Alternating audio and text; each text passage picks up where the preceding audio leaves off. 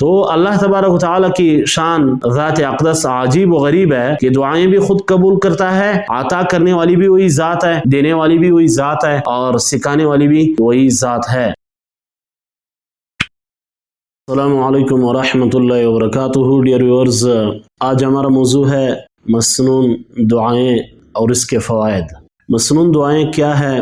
مسنون دعائیں دراصل جناب رسول اللہ صلی اللہ علیہ وسلم کا معجزہ ہے۔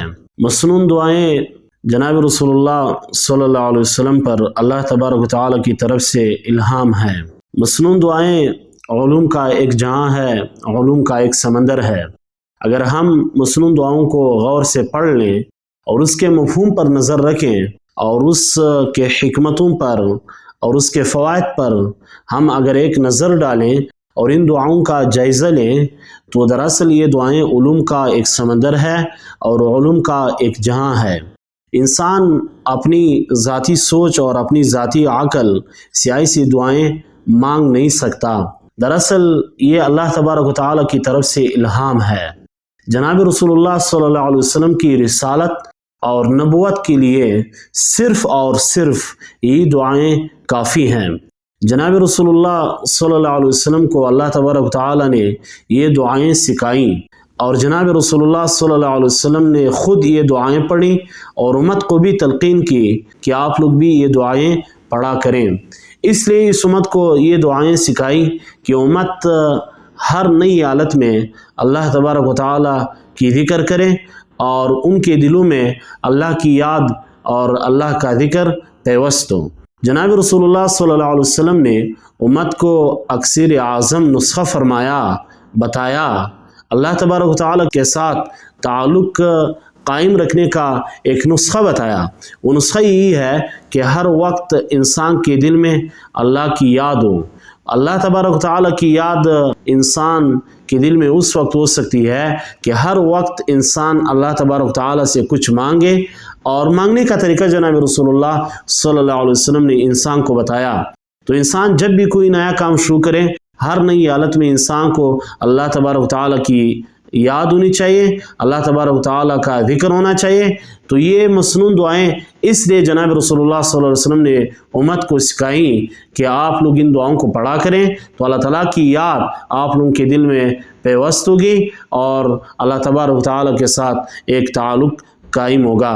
تو دراصل یہ دعائیں آپ صلی اللہ علیہ وسلم کا معجزہ ہے۔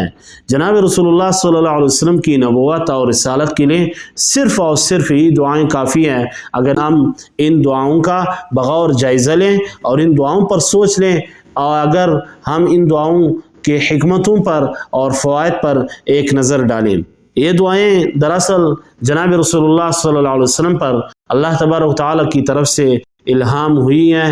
اللہ تبارک و تعالیٰ نے ہی آپ صلی اللہ علیہ وسلم کے قول مبارک پر القاء فرمایا کہ مجھ سے یوں مانگو۔ اللہ تبارک و تعالیٰ کی شان اقدس بھی عجیب و غریب ہے کہ خود دعاؤں کو قبول کرتا ہے اور خود فرماتا ہے کہ مجھ سے یوں مانگو۔ دراصل یہ طریقہ حضرت اجد امجد حضرت آدم علیہ السلام سے یہ طریقہ آ رہا ہے۔ اللہ تبارک و تعالیٰ نے حضرت آدم علیہ السلام کو دعا سکھائی۔ اس وقت جب حضرت آدم علیہ السلام سے کوئی اجتہادی غلطی سرزد ہوگی جنت میں، تو پھر اللہ تبارک و تعالیٰ نے ان کو دعا سکھائی۔ حضرت آدم علیہ السلام اس فکر میں تھے کہ اجتہادی غلطی تو ہو گئی، اب اس غلطی کی معافی کیسے ہو اور اس کی تلافی کیسے ہو۔ پھر اللہ تبارک و تعالیٰ نے اس کو یہ دعا سکھائی۔ ارشاد خداوندی ہے فَتَلَقَّى آدَمُ مِن رَّبِّهِ كَلِمَاتٍ فَتَابَ عَلَيْهِ۔ حضرت آدم علیہ السلام نے رب سے دعائیں سیکھی اور پھر اللہ تبارک و تعالیٰ نے اس کی وہ دعائیں قبول فرمائیں۔ اللہ تبارک و تعالیٰ نے یہ دعا سکھائی۔ ارشاد خداوندی ہے ربنا ظلمنا انفسنا وَإِن لَّمْ تَغْفِرْ لَنَا وَتَرْحَمْنَا لَنَكُونَنَّ مِنَ الْخَاسِرِينَ۔ پھر اللہ تبارک و تعالیٰ نے اس کی یہ دعا قبول فرمائی۔ تو اللہ تبارک و تعالیٰ کی شان ذات اقدس عجیب و غریب ہے کہ دعائیں بھی خود قبول کرتا ہے، عطا کرنے والی بھی وہی ذات ہے، دینے والی بھی وہی ذات ہے، اور سکھانے والی بھی وہی ذات ہے۔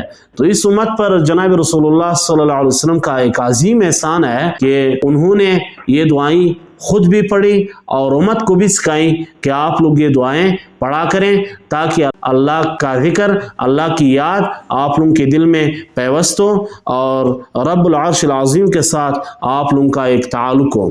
جناب رسول اللہ صلی اللہ علیہ وسلم خود یہ دعائیں پڑھا کرتے تھے ہر وقت اور امت کو بھی تلقین کی۔ دراصل یہ دعائیں اللہ کی جانب سے ہیں، اللہ نے جناب رسول اللہ صلی اللہ علیہ وسلم کو یہ دعائیں سکھائیں جو ان کا معجزہ ہے اور ان پر الہام ہیں۔ جناب رسول اللہ صلی اللہ علیہ وسلم نے امت کو یہ سکھایا کہ صبح بیدار ہونے کے وقت آپ یہ دعا پڑھا کریں، وضو کے دوران یہ دعا پڑھا کریں، وضو کے شروع میں یہ دعا پڑھا کریں، اور وضو کے آخر میں یہ دعا پڑھا کریں، اور رات کو سونے کے وقت یہ دعا پڑھا کریں۔ ہر نئی حالت، ہر نئے کام کے شروع میں جناب رسول اللہ صلی اللہ علیہ وسلم خود دعائیں مسنون پڑھا کرتے تھے اور وہ مسنون دعائیں امت کو بھی تلقین فرمائیں۔ اللہ تبارک و تعالی ہم سب کو ان دعاؤں پر عمل کرنے کی توفیق عطا فرمائے۔ آمین یا رب العالمین۔ وما علینا الا البلاغ المبین۔